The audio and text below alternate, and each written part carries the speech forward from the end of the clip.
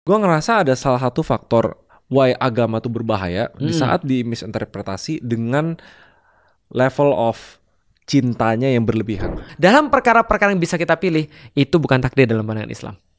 Perkara yang bisa kita pilih, contoh ya, perkara yang bisa kita pilih, mau jadi apa itu bisa kita pilih, mau kemudian pergi kemana hari ini, mau sholat atau tidak sholat. Nah, karena ada orang-orang di sana banyak, aku pernah nanya tuh, kenapa kamu nggak sholat? Ustadz nggak percaya pada Lauhul Mahfud, udah tertulis aku tuh nggak sholat. Ini gue pegang pena di tangan mana nih?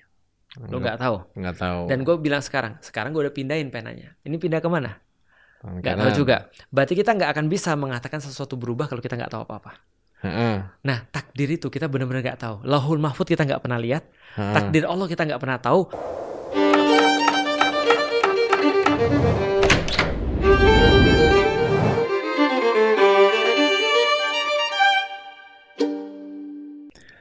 Karena ini topik yang sampai sekarang gue masih nggak percaya. Oke.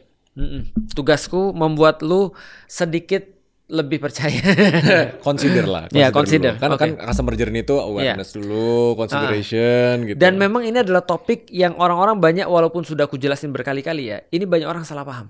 Ya, tadi bahkan salah satu dari tim ngaji bilang kayak ini topik udah berkali-kali dijelasin tapi tetap bisa nggak full, nggak apa pemahamannya. Tapi aku kali ini lebih pede.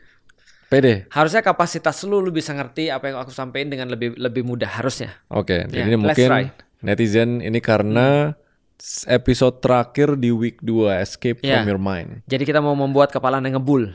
Nah, karena menurut gua takdir adalah salah satu faktor yang paling signifikan yang menciptakan mental blocknya mayoritas orang. Here we comes. Bukan cuma mental block.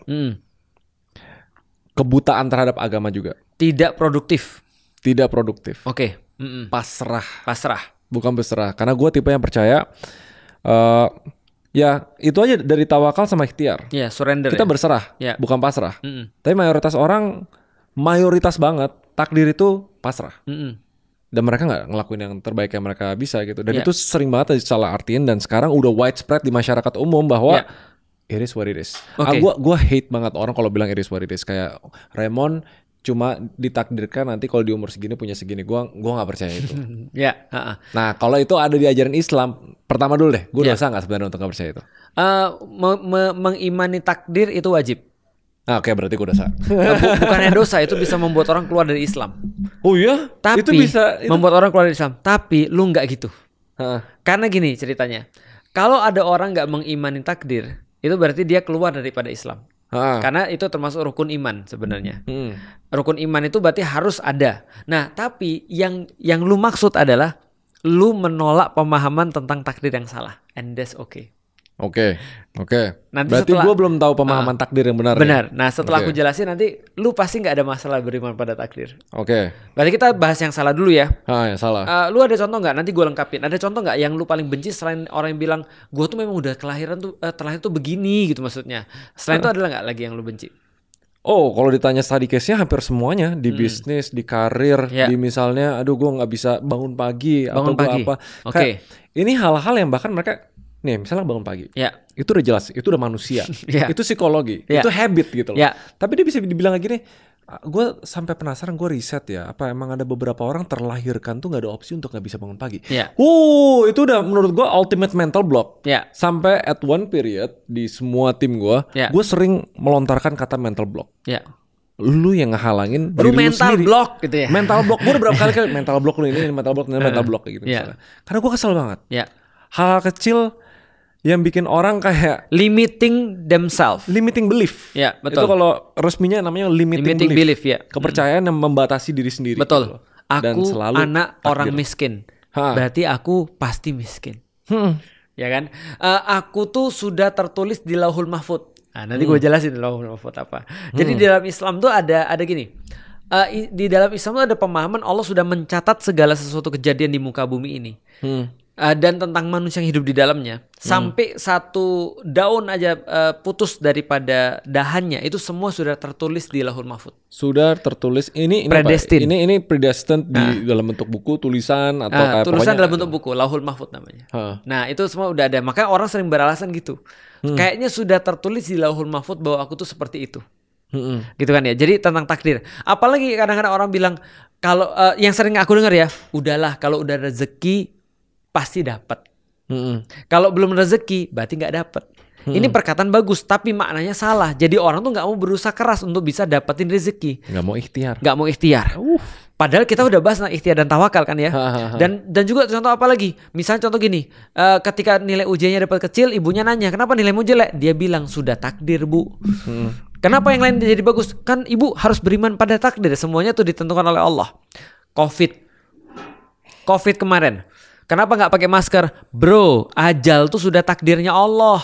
Lu tahu nggak? Ajal, rezeki, jodoh, semua tuh takdirnya Allah. Berarti kalau sudah ditakdir Allah mati ya mati. Kalau belum takdir Allah mati, ya nggak usah pakai masker nggak mati. Tadi gue ke-trigger yang pas Ustadz Felix sebut. Berarti lu nggak Islam karena lu nggak mengimani takdir. Ya. Nah, gue pernah digituin. Gue pernah digituin. Langsung dicas itu ya. Lu sebenarnya Muslim nggak sih? Ya. Gitu, lu sebenarnya Islam nggak sih? Gitu. Ya. Jadi kayak kok jadi celah untuk orang mengnon-islamkan gua gitu loh. Judging padahal pemahamannya salah. Oke, kalau gitu aku mulai pembahasannya dikit ya. Lu tau gak sih permasalahan ini dimulai bukan dari Islam? Bukan dari Islam. Bukan dari Islam. Permasalahan takdir itu bukan dimulai dari Islam. Jadi permasalahan takdir itu awalnya justru dimulai daripada masyarakat Eropa. Masyarakat Eropa itu dipaksa untuk percaya bahwasanya orang lahir dengan privilege tertentu dan orang lahir dengan hak-hak tertentu. Tapi ini apa? Ini emang ke masyarakatnya, socio culture-nya. Gitu. Cara untuk menjajah orang. Jadi balik lagi pada penjara pemikiran. Jadi orang tuh buat set of rules, sebuah aturan-aturan semu, yang ada aturan-aturan itu menguntungkan sebagian orang dan kemudian merugikan orang yang lain. Berarti ini pas masa penjajahan. Masa penjajahan, tapi masih sisa zaman sekarang. White supremacy itu membuat satu anggapan bahwasanya yang paling bagus, yang paling pintar, yang paling potensi adalah white man. Orang-orang yang berkulit putih, Caucasian. Dan selain itu adalah kemudian di bawah mereka. Misalnya contoh adalah sampai Chinese, sekarang masih kental tuh. Masih kental. Chinese itu di bawah mereka. Apalagi mohon maaf, orang berkulit hitam. Africans. Yang secara sejarah waktu itu diperbudak. Slaves. Nah, maka kenapa mereka tetap bisa di slaves? Pertanyaannya sederhana. Pada waktu itu orang-orang berpikir sebenarnya para budak-budak ini, slaves ini, mereka tuh terbudak. Rantainya itu itu ada di tangan kakinya atau ada di dalam kepalanya.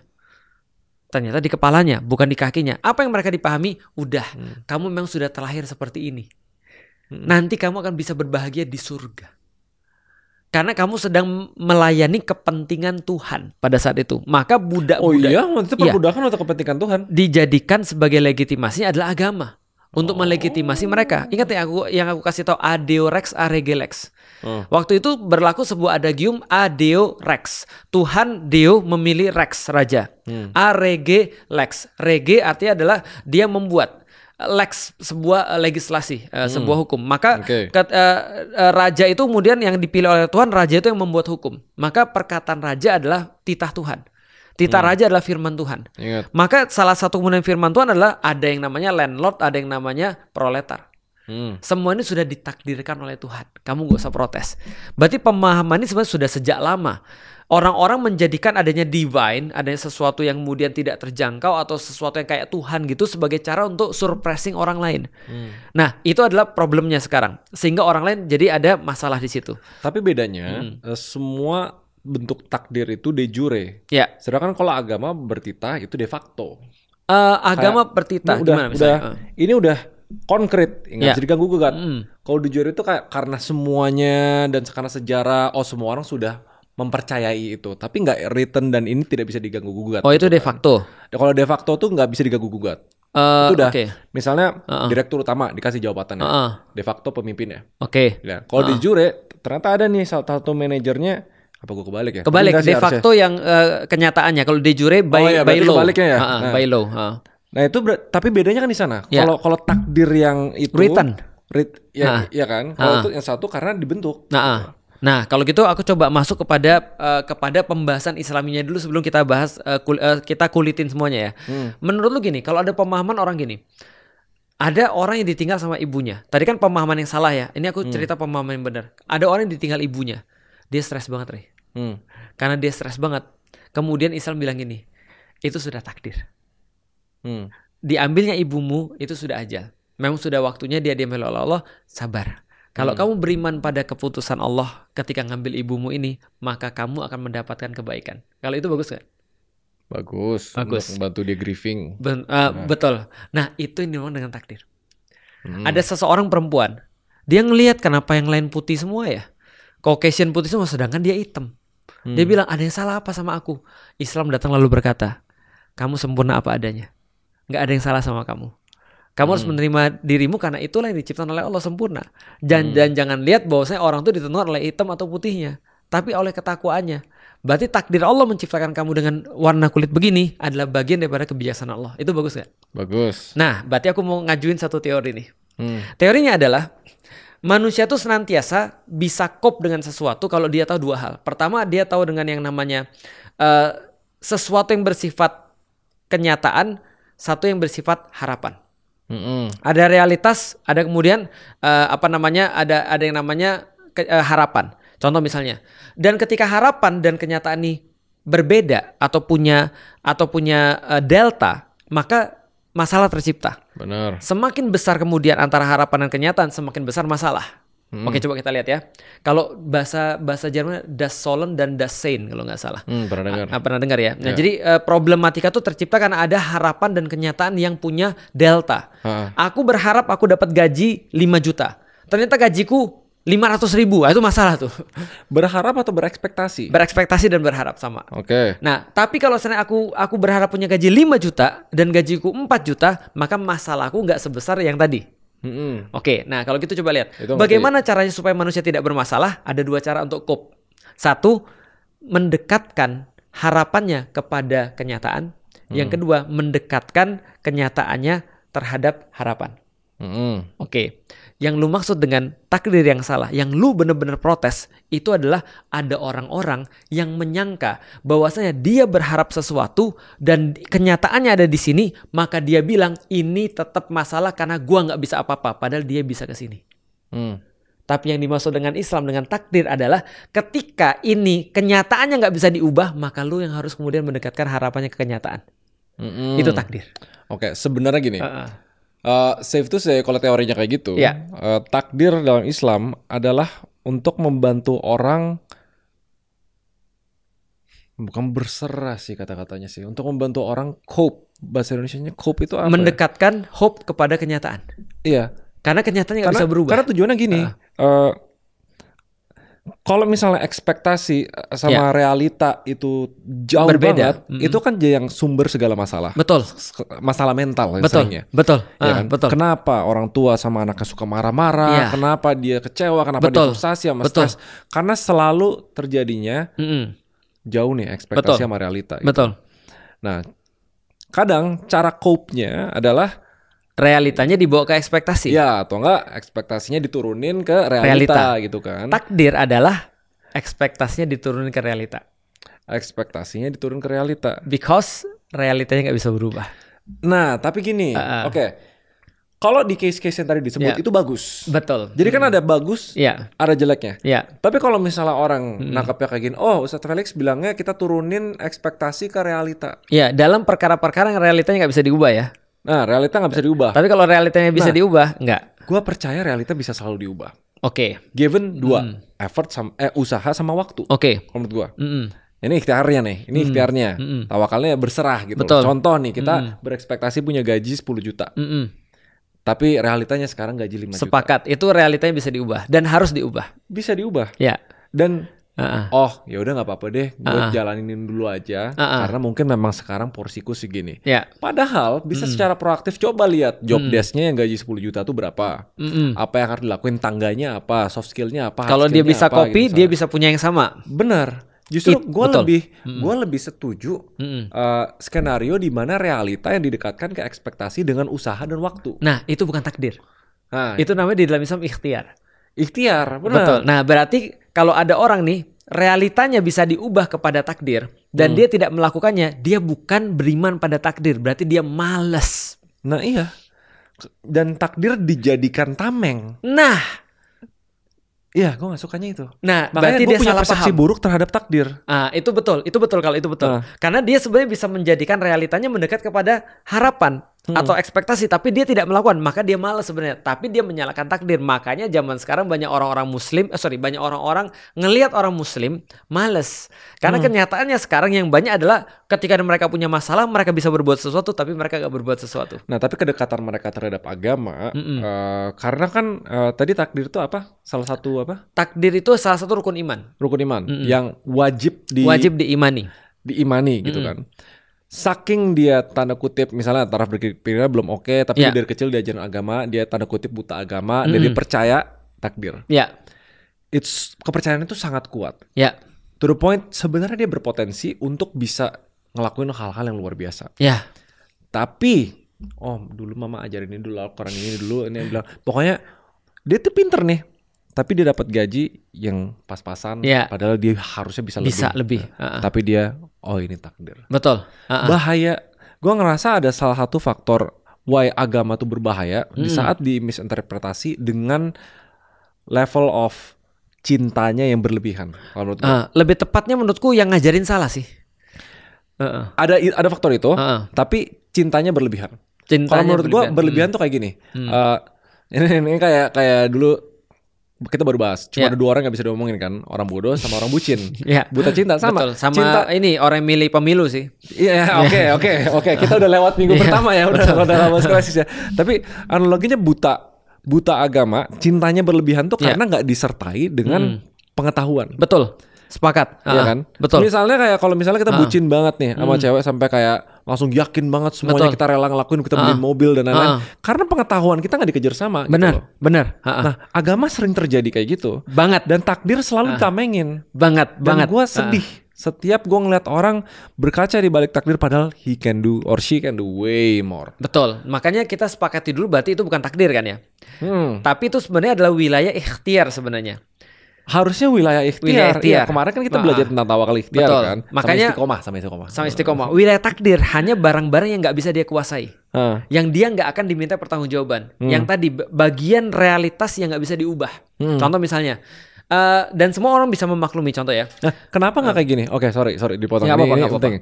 Tadi kan gue nanya ChatGPT dulu soalnya. ChatGPT dia sempat ada 2 kalau nggak salah. Lupa tadi namanya takdir Mu'allaq yang tidak dan mubrom. Nah, takdir yang tidak bisa diubah sama takdir yang bisa diubah. Oke. Nah, tapi itu masih di satu buku yang sama nggak kalau teori yang itu? Nggak. Nanti aku akan kasih tahu kenapa. Jadi gini, pembahasan takdir ini ulama-ulama banyak mengartikan. Tapi menurutku ini salah satu pembahasan yang menurutku ya.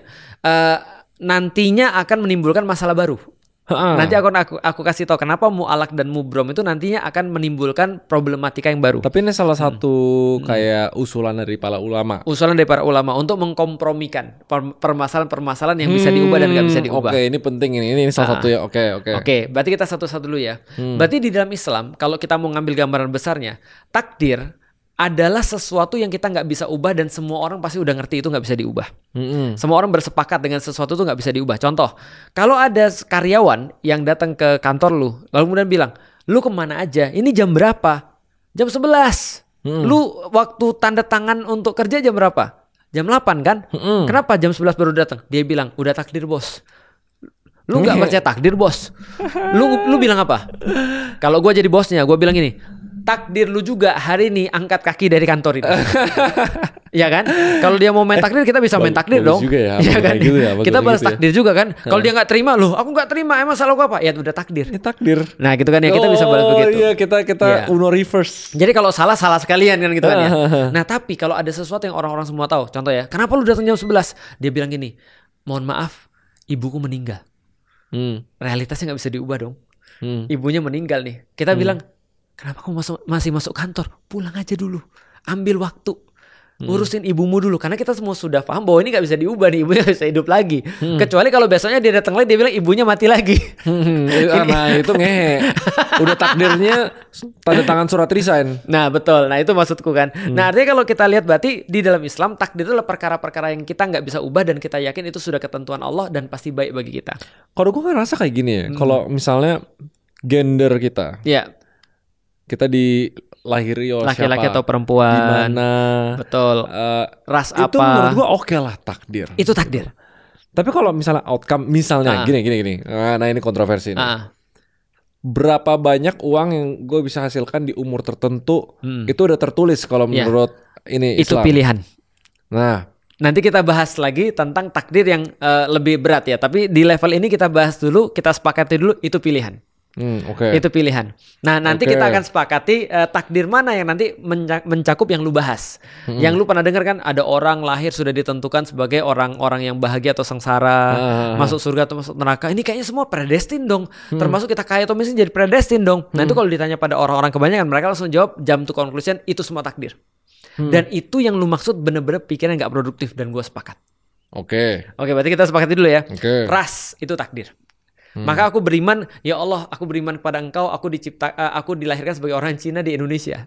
Karena itu sudah takdir. Karena kalau kita menolak itu, nanti akan ada banyak masalah mental yang kita punya. Karena kita nggak menerima diri kita apa adanya. Nah, jadi takdir itu untuk itu sebenarnya. Oke, orang meninggal. Suatu saat nanti aku akan ditinggalkan oleh bapak dan ibuku. Kalau enggak, aku yang meninggal duluan. Dan itu perkara takdir. Ketika itu terjadi, itu kan ya, maka aku menerima. Contoh, bapak mertuaku meninggal. Itu ketika kita baru pulang dari Turki. Pas kita mau ke sana meninggal, istriku di mobil nangis dan dia bilang, Abi, kalau aja dokternya itu lebih bagus. Aku bilang hati-hati ngomong, karena omongan kalau itu justru menandakan kita tuh tidak beriman pada Allah. Allah sudah ambil, ya udah.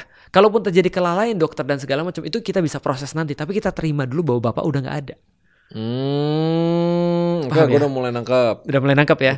Nah jadi istriku bilang kalau aja, diam. Itu kan ya, kayak Rangga dan Cinta ya.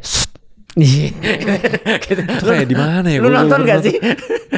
Dengan gue nonton. Payah gue ngomong sama anak Gen Z nih Gue malah keingetnya memes yang polisi. Atau congornya diambil ya. Gue malah inget yang nangkap congor. Iya, congornya dia enggak, ini Rangga dan Cinta nih. Zamanku. Gitu kan ya. Kalau SMK dipilok gitu kan. Kok gue gak nyambung ya? Ini beda-beda generasi. Iya, beda generasi kita. Oke. Nah, jadi artinya aku bilang jangan ngomong kalau, andai dan segala macam. Karena andai dalam perkara ini sama aja kayak kita tuh kayak andai begini. Enggak juga. Udah, ini sudah enggak ada orangnya. Udah, terima dulu.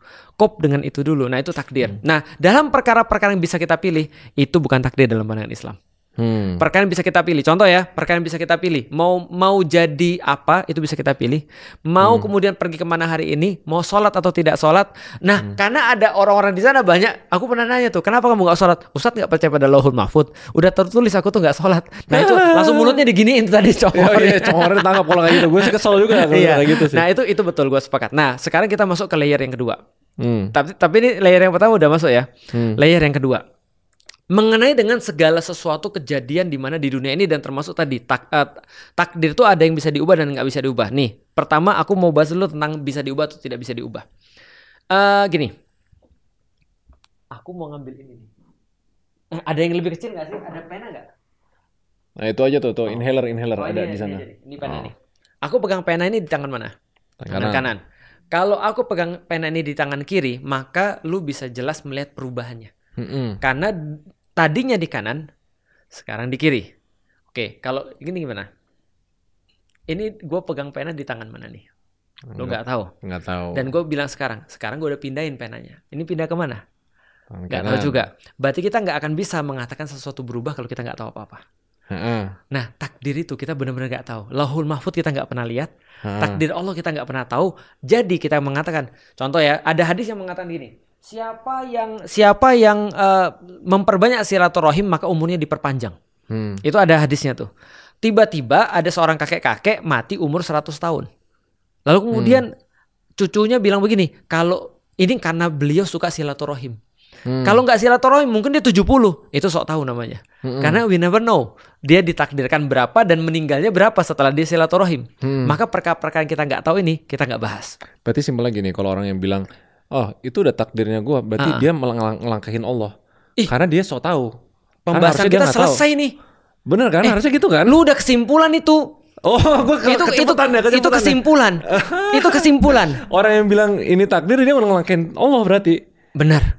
Iya, ada kan? Orang bilang ini takdir saya, berarti dia sudah playing gods. Iya. Ini playing God, betul. Ini yang terjadi. Nah, itu kesimpulannya. Tapi sebelum kesimpulannya, muter-muter dulu. Iya, gue jadi nggak muter nih. Gitu.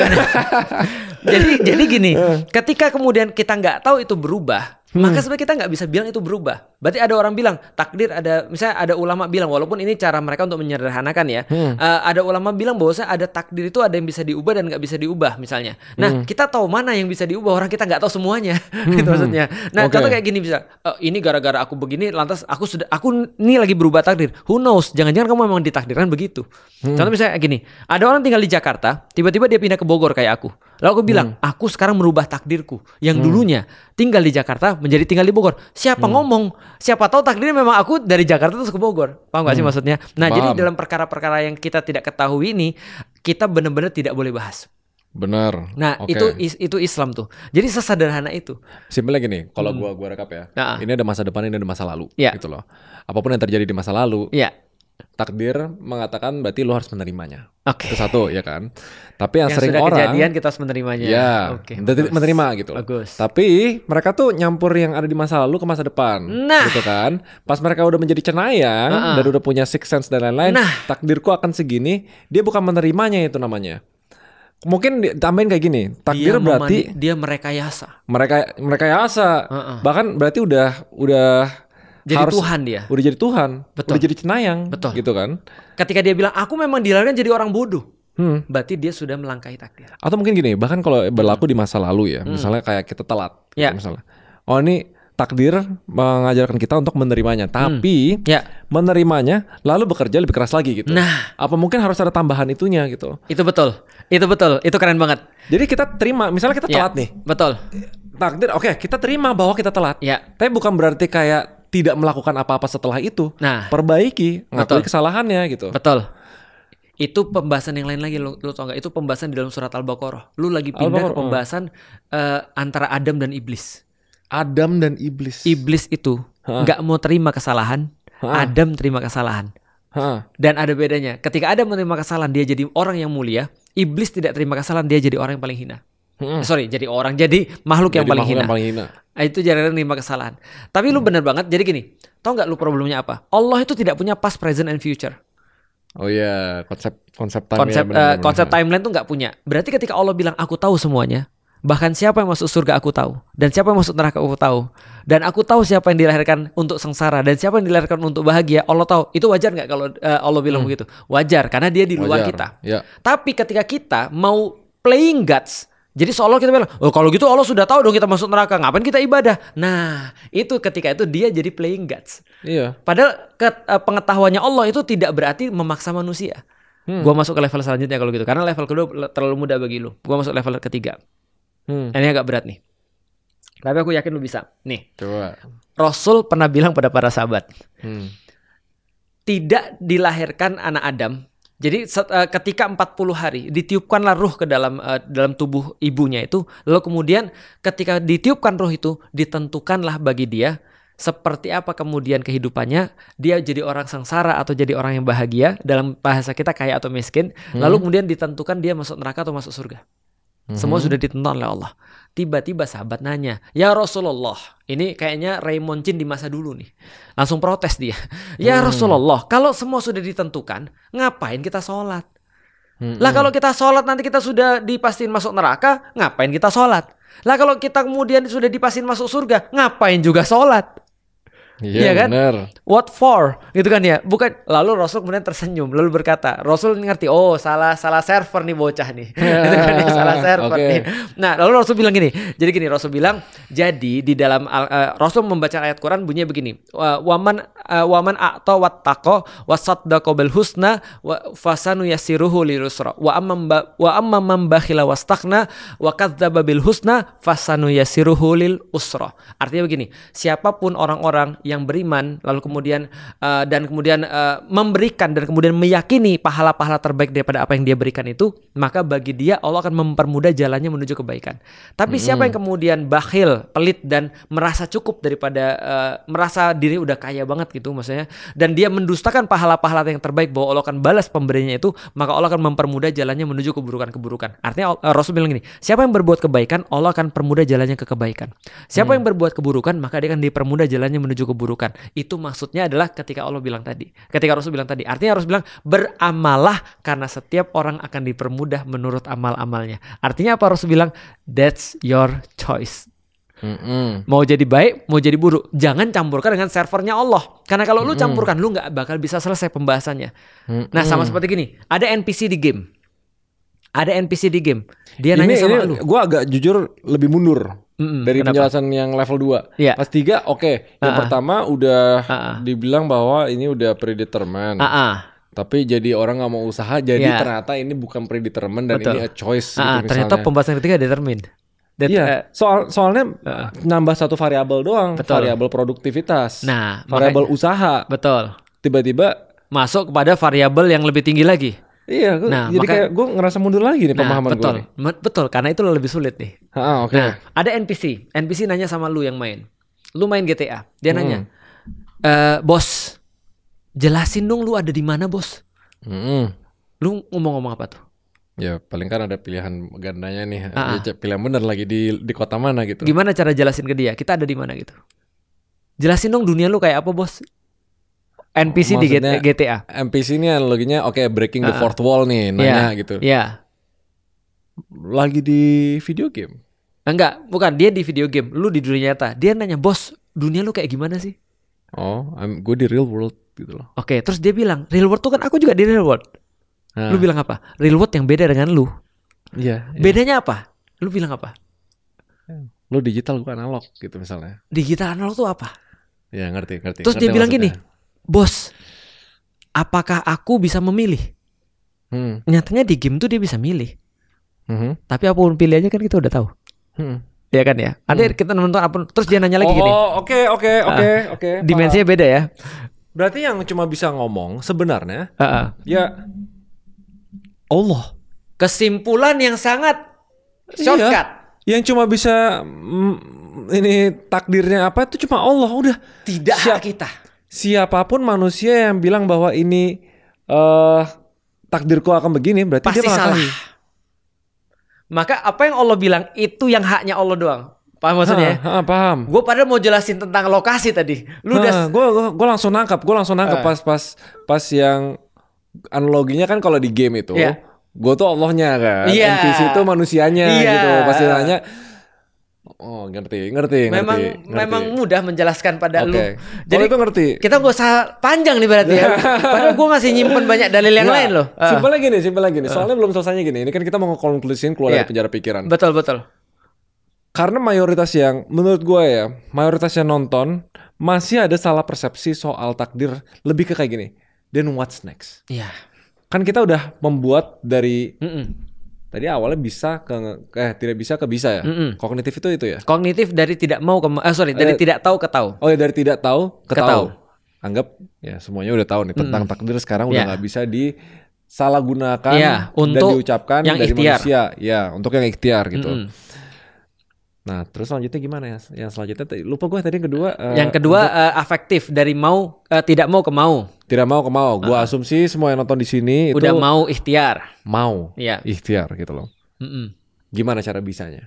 Praktiknya. Untuk lepasin takdir itu tanpa mau nggak mau nih sosial kan tetap ini ya kayak. Betul. Kita nggak bisa ngomong kita nggak percaya takdir ya, tapi mungkin apa ya? Gitu. Gimana kemudian memperbaiki pemahaman lu yang tadi ya?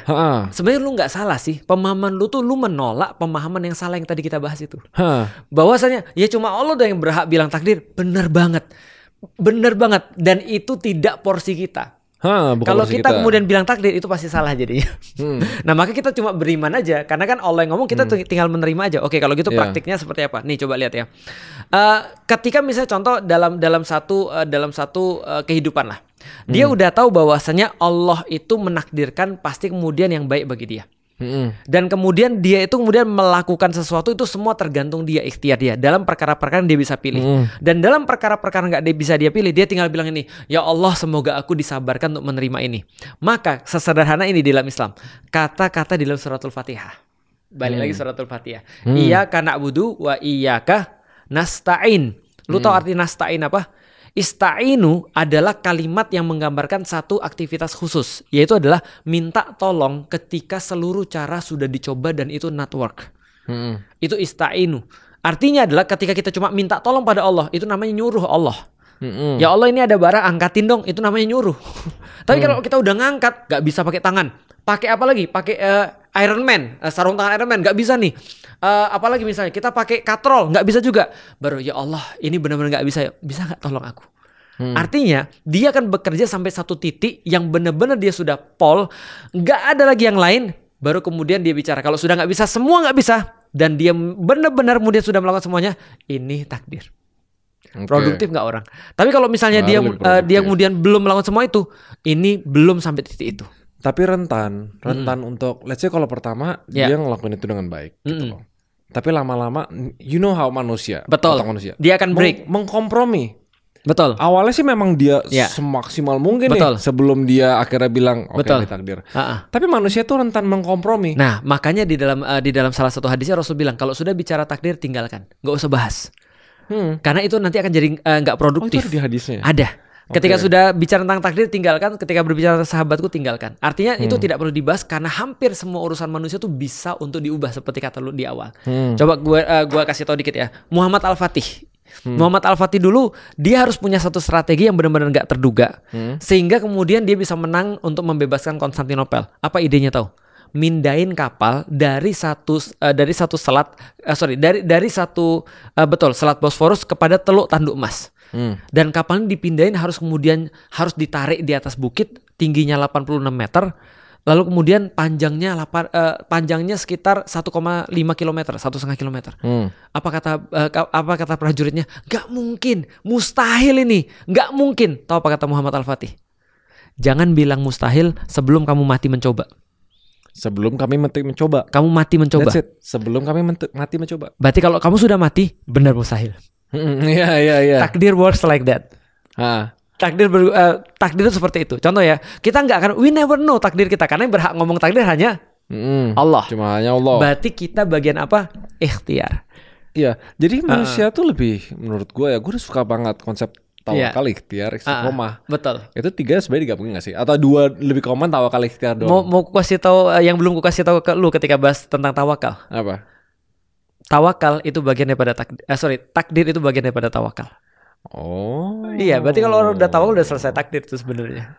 Sebenarnya contoh gini ya, yang lu lihat sehari-hari aja. Misalnya contoh ya, kita kehilangan orang tua kita mungkin satu saat nanti, atau orang tua kita pernah orang tua yang kehilangan anaknya lah.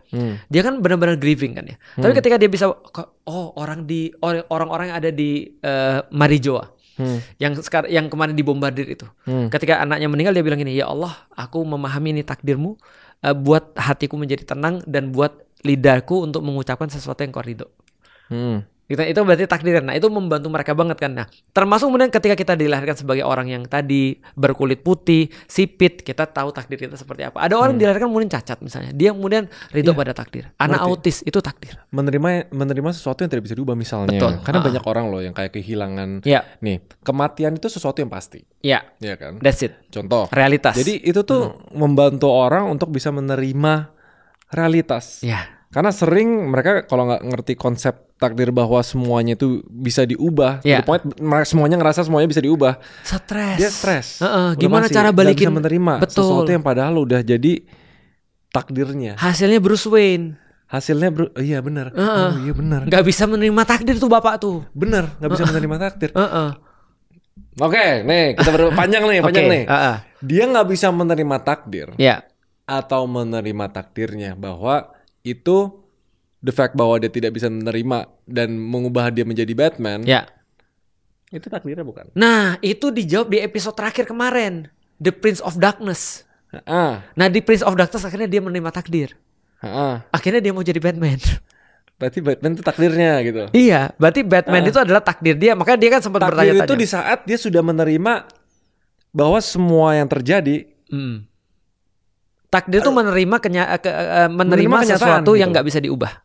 Iya, nggak bisa diubah. Kematian nggak bisa diubah. Maka dia ngomong kan, bikin dia latihan itu udah history nggak bisa diubah. Gitu. Betul. Nah akhirnya dia bilang kan, awalnya kan dia bilang aku pengen berhenti jadi Batman, mendingan aku ada orang tua daripada aku jadi Batman kan gitu kan ya. Lama-lama dia jadi tahu, oh rupanya purpose-nya memang untuk ini.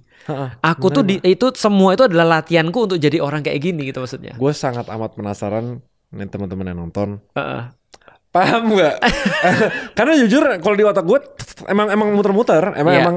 Tapi piecesnya udah jadi satu. Piecesnya udah jadi satu, gue udah ngerti. Ujungnya kan udah nggak sengaja ke konklusi dari tengah video kan. Iya, dan 2 kali kan lu konklusi kan. Padahal itu mau aku konklusikan sebenarnya, tapi nggak apa-apa lah. Nah, ini aku kasih soalan ya, soal. Ada orang pergi berjihad. Lu udah pasti bisa jawab ini. Dia benar-benar nggak mau untuk ngasah pedangnya. Lalu kemudian anggaplah lu pemimpin jihadnya. Gua tentara yang nggak mau ngasah pedang, nggak mau nyiapin baju zirah. Lu nanya ke gua, mana baju zirah lu? Allah yang melindungi, bukan baju zirah. Kalau lu pikir baju zirah yang melindungin lu sudah rusak tauhid lu, Raymond. Lu tanya lagi, pedang lu mana? Ray, yang bunuh itu bukan kita, Allah yang bunuh. Di dalam Al-Quran ada ayatnya. Bukan kita yang melempar, melainkan Allah yang melempar. Kalau lu gak percaya, berarti lu tauhid lu diragukan, Ray. Lu bilang apa sama gue? Gue masukin ke rumah sakit jiwa aja. Karena gue menganggap bahwa gue lagi mencampurkan. Itu omongan gue kan bukan omongan Allah kan. Kalau omongan Allah pantas gak kayak gitu? Pantas dong. Dia beda dimensi. Tapi itu omongan siapa? Omongan dia. Yang keluar dari mulutnya. Betul. Terus aku bilang lagi, kalau Allah sudah takdirin kita menang, Ray, kita pasti menang, walaupun tanpa strategi. Tapi kalau Allah sudah pastiin kita kalah, Allah sudah takdirin kita kalah, udah terima aja, Ray. Ya udah, itu urusan Allah. Usaha kita ya usaha kita. Betul. Gitu. Kita tetap harus ikhtiar gitu kan. Who knows? Kita tahu nggak sih sekarang keputusan Allah apa? Sekarang tugas kita ikhtiar. Iya, kalau lu meyakini itu dan anggap itu bahwa faktanya, berarti lu melangkahi Allah. Berarti siapa yang nggak menerima takdir? Lu atau gue? Dalam kasus ini. Betul. Iya. Lu tahu kan sekarang kan ya, berarti ada orang-orang yang ngomong ke lu tentang, Ray, lu gak beriman pada takdir. Sebenarnya lu yang beriman pada takdir. Karena lu berusaha pada perkara-perkara yang bukan takdir. Sedangkan lu menerima perkara-perkara yang realitasnya gak bisa diubah. Itu yang dinamakan beriman pada takdir. Diginin aman-aman. Mereka berdua lagi ngedengerin. Terus kita kayak gini, mereka kayak gini. Berarti itu pemahaman lu yang benar. Nah, itu yang justru harus diinsaf pada semua muslim. Nah, pertanyaan gue berikutnya, produktif gak orang muslim kalau begitu? Produktif banget kan? Karena gini, harusnya produktif semua. Karena Elon Musk itu hanya bukan Elon Musk, Eiichiro Oda Sensei itu nggak tidur, itu tidur cuma 3 jam sehari. Selainnya dia gambar One Piece. Dan dia sudah berapa puluh tahun tuh buat One Piece. Dan dia cuma pengen jadi seorang mangaka yang dikenang di seluruh dunia. Cuma dunia doang kan batasnya kan. Kita pengennya selain dunia, Ray. Nah, kalau kita punya motivasi sampai ujung situ, harusnya kita lebih produktif daripada dia. Benar. Nah, itulah harusnya muslim. Berarti gue ngerti sih kalau soal takdir itu intinya kayak gini. Kalau udah ngerti sekali dan semestinya nih sudah ngerti esensinya dan arti takdir sebenarnya. Udah jangan terlalu bahas-bahas lagi. Bener. Udah. Bahasnya kapan? Ketika benar-benar ada realitas yang gak bisa diubah. Yes. Makanya lu tahu ada salah satu doa yang katanya doa Nabi Sulaiman. Tapi aku gak tahu sih. Ini yang jelas doanya para ulama. Tapi katanya doa Nabi Sulaiman. Doanya begini. Ya lebih baik gini ya. Doa ulama lah ya. Doanya begini. Ya Allah, berikan aku kemampuan untuk membedakan mana yang bisa aku ubah. Akhirnya aku bisa produktif dan maksimal dalam mengubah itu. Dan berikan aku kesabaran dalam perkara-perkara aku gak bisa ubah. Sehingga aku bisa menerimanya dengan takdirmu. Dan kebijaksanaan untuk bisa membedakan mana yang bisa diubah dan mana yang gak bisa diubah. Kebijaksanaan untuk bisa membedakan. Berarti yang ujung-ujungnya yang tergantung adalah kebijaksanaan kita sih. Karena kadang-kadang kesalahan kita adalah kita melihat sesuatu ini bisa diubah padahal gak bisa. Atau melihat sesuatu tuh gak bisa diubah padahal bisa. Most of the time yang mana? Bisa diubah. Most of the time bisa diubah. Dan kita udah bikin framework ini. Ujung-ujungnya kebijaksanaan kan jadi basisnya nih untuk kita takdir benar atau salah persepsinya. Dan kebijaksanaan diawali dari knowledge. Dari berpikir. Betul. Ujung-ujungnya balik sana lagi. Betul. Ngerti sih, berarti semuanya ujung-ujungnya bermuara ke lu harus meningkatkan taraf berpikir. Baru sekali gue jelasin takdir di bawah 1 jam nih. Serius? Emang biasanya berapa jam? Biasa berapa pertemuan gitu biasanya. Serius. Karena ini terus terang ya, ini perkara paling tricky yang harus dijelasin ke orang. Karena bahkan orang-orang yang dijelasin takdir aja dia masih nggak bisa menerapkan dalam kehidupan dia. Bahwasanya dia karena again belum punya kebijaksanaannya untuk bisa membedakan mana yang tidak bisa diubah. Iya lagi. Ya udah berarti gitu solusinya. Berarti solusinya gini, daripada 3 jam menjelaskan tentang takdir, mendingan 1 jam aja, tapi secukupnya, yang penting dia tahu esensi besar ya. Sisanya menaikkan taraf berpikir dia. Benar. Ujung-ujungnya balik lagi tugasnya. Dan lu tahu nggak sih pembahasan takdir itu baru muncul kapan? Kapan? Di kalangan umat Muslim. Kapan? Baru muncul ketika mereka sudah ditinggal oleh Rasulullah. Sebelumnya mereka nggak pernah banyak bahas. Mereka udah tahu bahwa saya takdir itu cuma pada perkara-perkara nggak bisa dikontrol. Udah gitu aja. Kalau nggak bisa dikontrol, berarti lu tinggal beriman dan lu nggak akan ditanya oleh Allah. Jawabannya itu aja. Iya. Dalam perkara-perkara yang nggak kita pilih, kita nggak ditanya. Allah nanti nggak akan nanya aku, kenapa kamu sipit? Aku bilang lah, aku nggak tahu lah, gitu kan ya. Nah karena nggak ditanya, berarti nggak dihisap. Iya. Nggak ada potensi benar dan salah. Tapi aku tinggal repot pada perkara-perkara yang aku bisa pilih. Karena itu pasti ditanya oleh Allah. Lik, kenapa kamu nggak pakai peci, Lik? Aku siap akan menjawab pada Allah. Lik, kenapa kamu nggak pakai sorban? Aku siap akan menjawab pada Allah. Lik, kenapa kamu gunakan uangmu ke sini? Aku akan siap menjawab pada Allah. Siap nggak siap sih? Ada aturannya nggak? Kayak kita, let's say kita udah mengimani takdir. Betul. Tapi kita demi membuat aturan ke diri sendiri lah, bangun habit. Kita nggak mau menyebut takdir sama sekali gitu. Kita mengimani tapi kita nggak mau menyebut itu. Let's say gue mau bikin rekomendasi ke teman-teman nih. Udah nggak usah sebut takdir dulu sama sekali. Sampai lu bener-bener nggak usah sama sekali gitu misalnya. Itu dosa nggak? That's okay. Nggak ada masalah. Okay. Selama lu tetap beriman pada tetap mengimani gitu. Nggak ada. Nah mau gue kasih tau yang lebih bagus nggak? Gue jadi ingat perkataan ada satu ulama. Ada di buku Hakadha Dhahara Jilu Salahuddin wa Hakadha Adatil Quds. Begini caranya begini caranya Salahuddin itu muncul, generasi Salahuddin muncul, dan begini caranya Al-Quds dibebaskan, Baitul Maqdis, Yerusalem dulu di zamannya Salahuddin Al-Ayyubi. Ternyata salah satu pemahaman yang paling parah pada saat adalah takdir. Karena orang udah merasa ini sudah takdir. Nah itu pemahaman paling parah. Apa gini aja, ya udah takdir itu gak usah dibahas. Gak usah dibahas manusia. Betul. Mengimani bahwa itu porsinya Allah. Betul. Terus kalau manusia ya udah tawakal, ikhtiar, istiqomah. Bagus. Soalnya kalau secara statistik yang real dia bakal bilang oh ini takdirku dan itu benar. Itu tuh sangat amat kecil, single digit persen, mungkin less than 1% gitu. Nah, kejadian sisanya tuh pasti sesuatu yang kita harus usaha. Benar, most of seluruh masalah kita adalah pada bidang yang kita bisa usahain. Dan ulama itu ketika dalam buku itu tahu nggak bilang apa?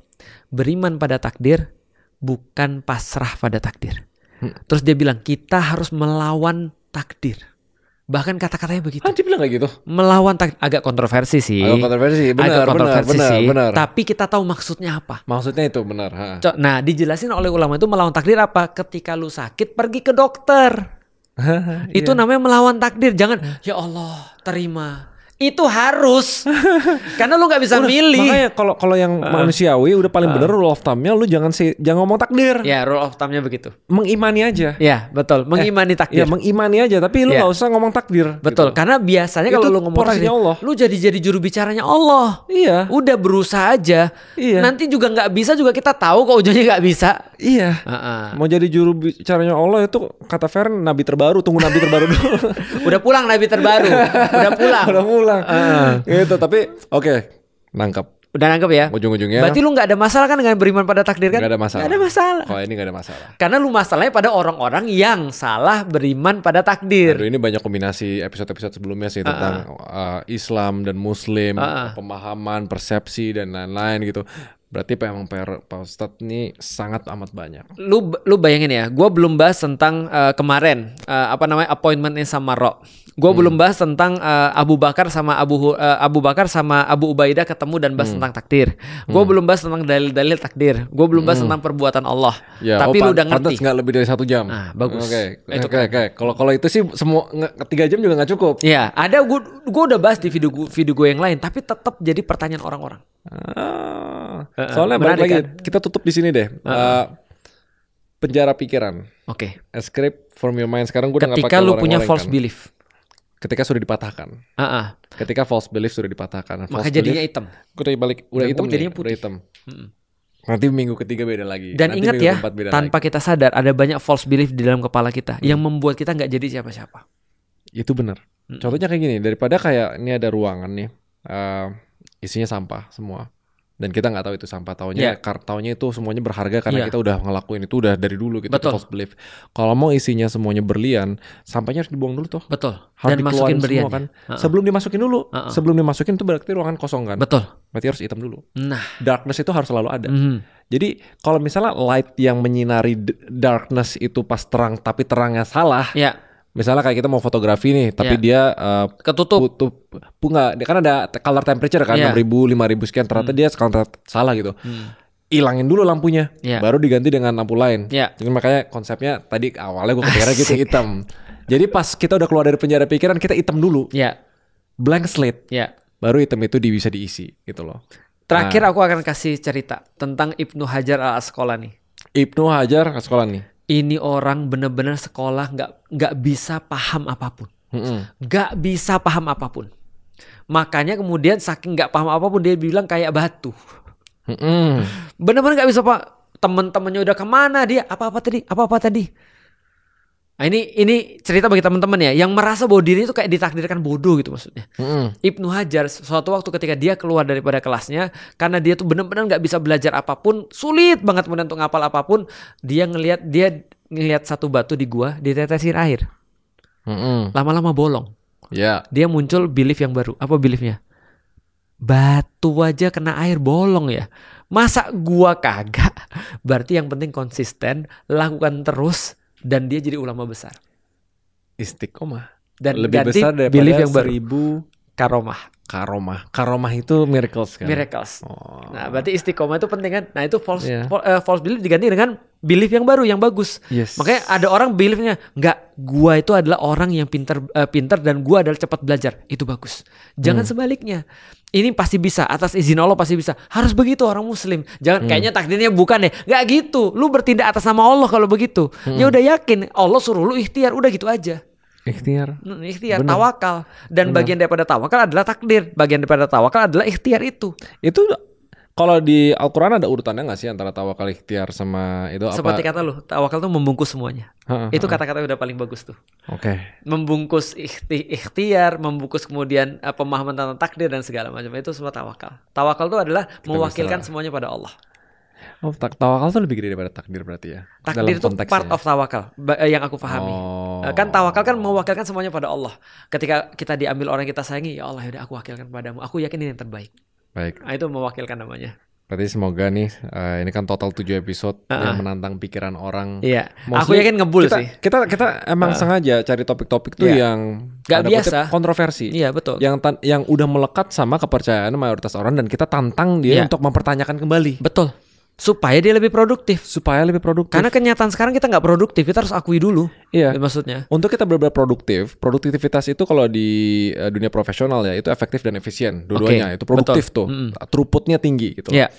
Karena untuk kita mau throughput tinggi tujuannya buat apa? Biar kita bisa menafkahi diri sendiri, itu masuk ke topik minggu 3. Asik. Ini kita mulai ke duniawi lagi nih ya. Mulai duniawi. Karena kan Nabi Muhammad itu menguasai dua dunia. Dan awalnya sebagai pedagang, habis itu jadi pemimpin negara.